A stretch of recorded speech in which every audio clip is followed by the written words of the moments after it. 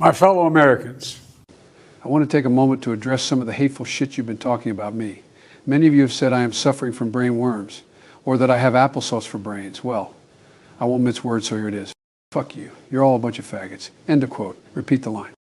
So enjoy President Cackles or President Booty Juice? I really don't give two fucks anymore. Biden out.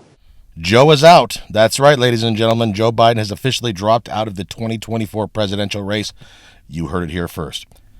The Democrats have finally reached a deal with the Bidens. I'm sure there was money involved. I'm sure there's going to be some pardons for Hunter, at least. Who knows what Jill's getting out of this? Maybe another doctorate or some fake shit. Who knows? But the Bidens are stepping aside. Now, we knew this was coming. I said in a previous episode that he was going to step out and he was not going to endorse Kamala. That he was going to just endorse the open convention, and then he'll throw his endorsement to whoever gets the nomination. But he has officially endorsed Kamala for the nomination. So me and a lot of other people got that one wrong. And like I've said before, I thought this shit was going to happen a year ago. So I got the timing wrong.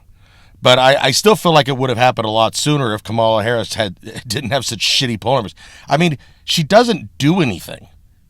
The reason she doesn't do anything is because if she does something and it's a disaster, then that's going to reflect poorly on her.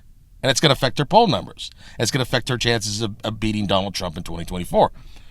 But even her not doing anything has affected her polls.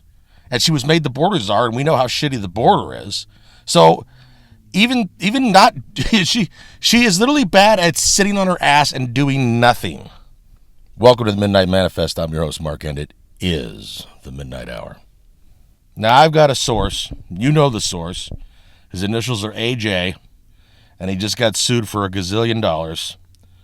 But he says he's reading the tea leaves. He's done his research, and he believes that the Democratic Party is going to try to push, get this, Hillary Clinton. That's right. They're going to try to make another push to get Hillary Clinton in the White House. Now, whether or not they're going to accomplish that, that's still up in the air. But a push is going to be made for Hillary. But I think it's going to come down to who is the most electable, who is the most likely to beat Trump. It may be Hillary, maybe Kamala, maybe somebody else. Either way, I don't think they got anyone who can beat Trump. But they're going to run the person that they think is most likable. I'm sorry, not likable. None of them are likable. Everybody hates everybody in the fucking Democratic Party. Who is the most likely to beat Trump? Now, I'm not going to lie. I wanted Joe Biden to stay in. I think he's a disaster. I think they worked very hard to get him into the White House with all their things that happened during the 2020 election. And they got him in here.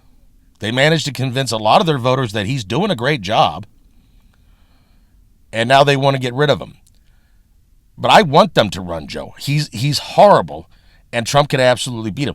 And as usual, a lot of people on the left are freaking out. I've got a video here of Jean Psaki just losing. I mean, she's almost in tears. This is fucking hilarious. Watch this. We have breaking news here. President Biden has announced he will stand down from the race. I'm going to read the statement here on my phone. We also have Tim Miller, who's going to be joining us shortly. My fellow Americans, over the past 3.5 years, we have made great progress as a nation. Today, America has the strongest economy in the world. We've made historic investments in rebuilding our nation, in lowering prescription drug costs for seniors, and in expanding affordable health care to a record number of Americans. We've provided critically needed care to 1 million veterans exposed to toxic substances.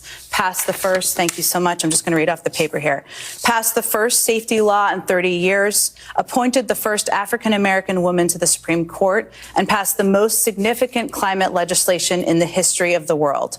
America has never been better positioned to lead than we are today. I know none of this could have been done without you, the American people. Together, we overcame a once-in-a-century pandemic and the worst economic crisis since the Great Depression. We've protected and preserved our democracy, and we've revitalized and strengthened our alliances around the world. It has been the greatest honor of my life to serve as your president, and while it has been my intention to seek re-election, I believe it is the best interest of my party and the country for me to stand down and to focus solely on fulfilling my duties as president for the remainder of my term. I will speak to the nation later this week in more detail about my decision. For now, let me express my deepest gratitude to all of those who have worked so hard to see me reelected. I want to thank Vice President Kamala Harris for being an extraordinary partner in all this work, and let me express my heartfelt appreciation to the American people for the faith and trust you have placed in me. I believe today what I always have, that there is nothing America can't do when we do it together. We just have to remember we are the United States of America. Obviously, this is a significant breaking news development with the president announcing he is stepping back from the race. There was very little indication from people close to him and many people in the campaign that this was what was about to happen, as much as there were reports of Democrats calling on him to do that.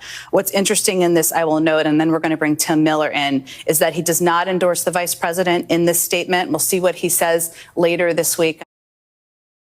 Let me know what you think in the comments. Do me a favor, like and share this episode, subscribe to my channel, and ring the notification bell. That way you'll be notified of any future episodes of the Midnight Manifest. And until next time, ladies and gentlemen, enjoy the rest of your midnight. Let the midnight special shine a light on me. Let the midnight special shine a ever-loving light on me. Now go home and get your fucking shine box.